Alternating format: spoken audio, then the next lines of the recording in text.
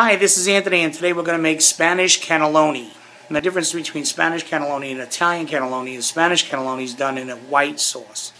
Obviously, the first thing we're going to do is we're going to boil the lasagna noodles that we're going to need to roll into cannelloni. So I have a pot that's boiling with water, a little bit of oil, and some salt.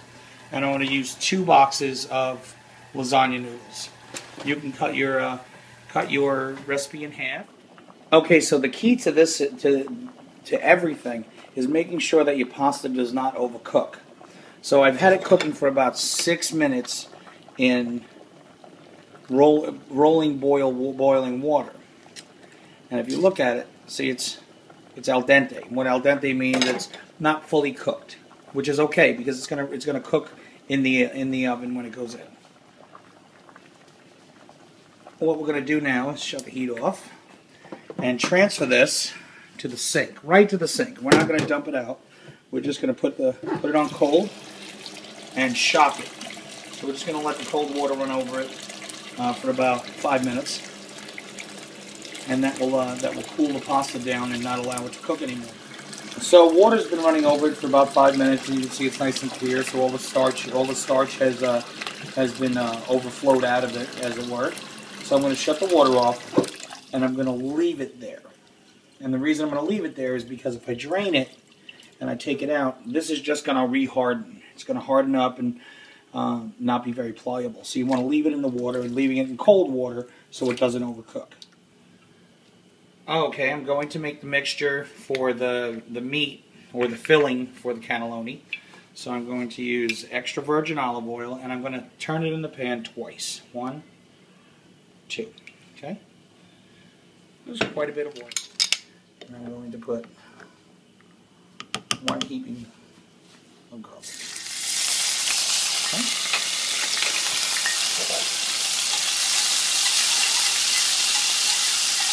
Just a second, and then I'm going to put 1 chopped white onion. I already chopped it up. It's a rather large onion. Remember, if you're only making half a batch, then only use a half an onion, half a large onion, or 1 small onion.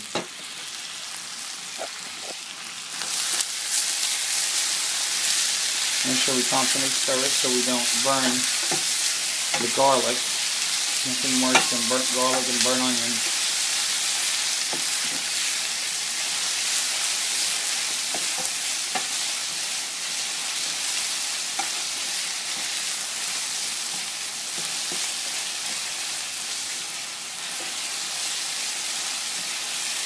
I'll let that cook till it caramelizes. And then for this recipe, we're going to add about 3 pounds of ground beef. Okay, so the onions were caramelized, so I added the 3 pounds of ground beef, 80-20, and I'm going to let that cook until it's all broken down and brown, nice golden brown.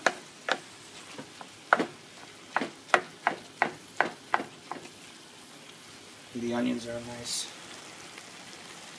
translucent, see through them. Not overcooked, so they're perfect. I'm also going to add, and here's a little surprise to everybody, is 8 ounces of liverwurst. Now the 8 ounces of liverwurst, and I'm just going to pick this up and add it right onto it. The 8 ounces of liverwurst give it just a little bit different of a flavor, and believe me, you don't taste anything. You don't taste any of it. It just gives it a little bit different of a texture. Okay, it's been cooking, and we cooked it down. You can see it's a nice golden brown. Obviously, I forgot to tell you, salt and pepper to taste. Some people like it more salty. Some people don't like salt. Some people want no sodium. Whatever the case is, but. Okay, so it's all cooked down. I'm going to shut the gas off, and I'm going to transfer it into a container, and I'm going to put it in the refrigerator for about an hour. Okay, so I let the meat cool for about an hour, so it's cool to the touch and a little congealed. And what we're going to do is we're going to roll them. So the noodles that are sitting in the cold water are obviously still in the cold water. And you want to start by using all the full strips. So you take a full strip of lasagna noodle, lay it down, take a little bit of meat, and then you're just going to roll it. And this is kind of tricky sometimes because you got to kind of keep your hands like that with tucking it in and rolling the meat. You can also take some meat and put it back in and make a little bit like a strudel kind of thing. You roll it and then put it in. So let me show you one more, and then I'll roll the rest of them out.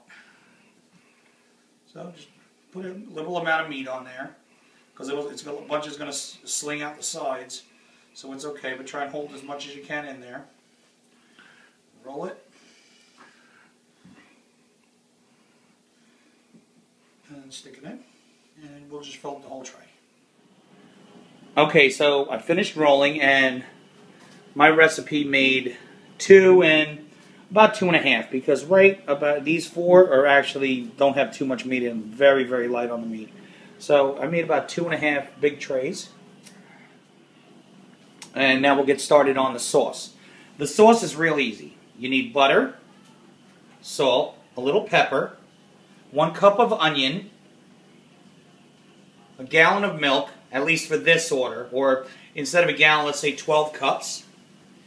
And what we're going to do is get started. So we're going to take 2 sticks of butter, put both sticks in the pot, and let those reduce just for a second. And as they're reducing, we'll throw in 1 cup of chopped onions, which is about 1/2 of an onion. I use white onions, but you can use yellow onions, you can use whatever you want. It really doesn't matter for this purpose. So let that saute just for a minute or 2, and then we're going to put in 12 cups of milk. Okay, so the butter is melted down, and it's cooking a little bit, just a little bit of the onions, okay? So just for about a minute maybe, because the butter burns very easily. So now I'm going to put in, I've already pre-measured my milk. I'm going to put in 12 cups of milk. Now remember, I'm making a lot, so you can cut everything down in half and make a much smaller portion. But I love this so much, and my family loves this so much, so we eat till we get sick because it's so good. Okay, so there's 12 cups of milk in there. And I'm going to let the milk warm up. Okay, and you have to watch very carefully because the milk can scorch very easily. So don't keep the flame on high. Keep the flame on low. Let it start to get warm. And that's all you want. You want it to get warm. In the meantime, we'll prepare the roux, and I'm going to put in about a tablespoon of salt in here, and just a little bit of pepper. Very light pepper. If you have white pepper, use white pepper. I don't. I'm going to use black pepper. So about a tablespoon of salt. I always use kosher salt on everything. And then we'll start preparing the roux. So we're going to make the roux, and all you need for roux is all-purpose flour and milk. So what I'm going to do is I'm going to combine a 1/2 cup of milk and a 1/2 cup of flour, and it'll make like a batter paste, and you'll see in just a moment. Okay, so I mixed up the 1/2 cup of milk and a 1/2 cup of flour into a kind of like a pancake batter paste, and I'm going to keep stirring that, keep whisking that probably for about another 3-4 minutes just to get all the lumps out of it. The key is to make sure you use cold milk. If you use hot milk or warm milk, it will congeal and just turn hard as a rock. So you want to make sure that you use one part, and make sure you use cold milk. So I'm going to mix that for about 3 minutes while our milk is heating up. Okay, so the milk is heated up to, let's see, about 160 degrees.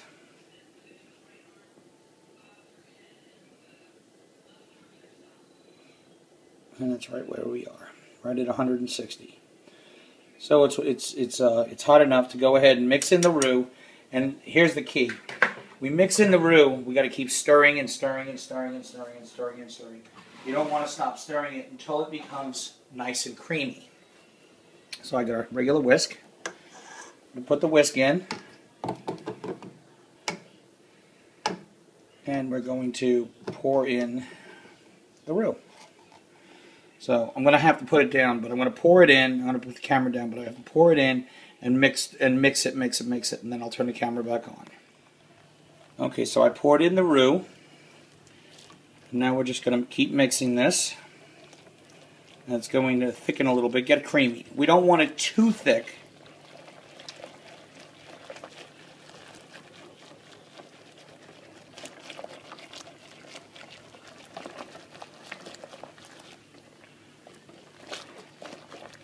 We're just going to mix that till it thickens.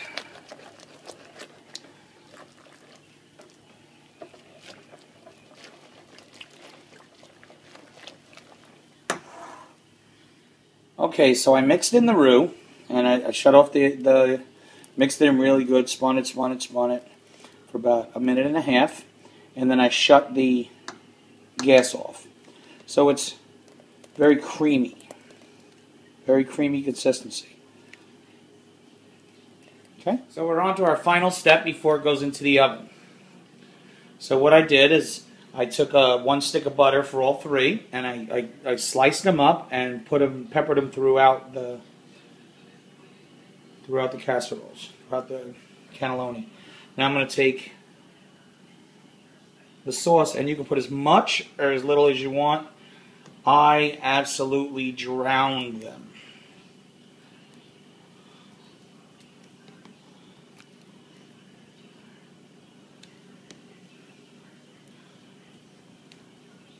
I'm going to finish the rest. Okay, so I used almost all the cream and pretty much filled up all the trays of cannelloni, and I have looks like about 3-4 cups left. And what I'm going to do with that is take some spinach, some frozen spinach, saute it for a little bit in a pan, and then put the cream in it and bake it in the oven with Parmesan cheese over the top, and it makes a awesome, fantastic, incredible sauteed creamed spinach. So the final step to this is to take just regular old Romano cheese, or Parmesan cheese, not Romano cheese, excuse me, and just sprinkle it all on top. When it bakes, is going to crisp up there on top, and it's just going to give it just that much better of a flavor. Once again, I put a lot of everything on, so I put quite a bit on there.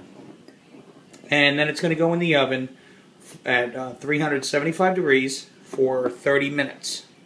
And then check it. If it still needs a few more minutes, you just need to leave it in there. It's no big deal. Just cook it to your desire.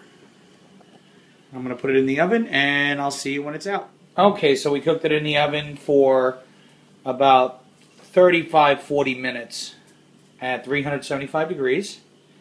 And so look how nice and crusty it is on the top. And it's nice and juicy inside.